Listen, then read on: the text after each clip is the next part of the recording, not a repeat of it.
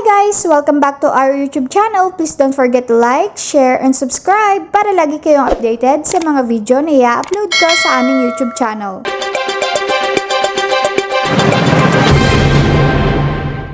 Kung hindi pa nyo lubos na ginagamit ang Senior Citizens ID card ninyo upang matanggap ang maraming benepisyo, medyo napapanahon na gamitin ito.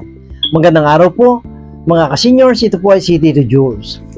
Alam ba ninyo na meron tayong 20% discount at VAT exemption sa ang mga seniors on essential goods and services tulad po ng mga sumusunod: medicines and vitamins, both prescription and over-the-counter drugs.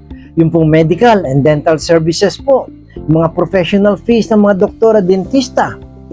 Merong transportasyon, discount, dining sa restaurants, yung pong hotels and lodging, pag halimbawa kayo ay magbabakasyon, mga gyms at recreation centers, utilities, ito po maganda dahil ang utilities po, kuryente at tubig, meron po tayong tinatagmang around 5% discount po doon sa mga yon, provided nasa pangalan po ng senior citizen ang utility bills at hindi lalampas ang consumption ayon sa itinalaga ng batas.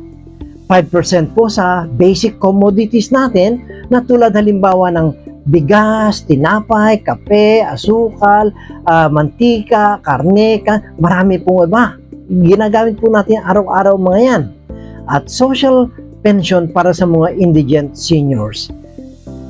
May special lane din po at specialty services. So, nagte-take advantage ba kayo ng mga benepisyong ito?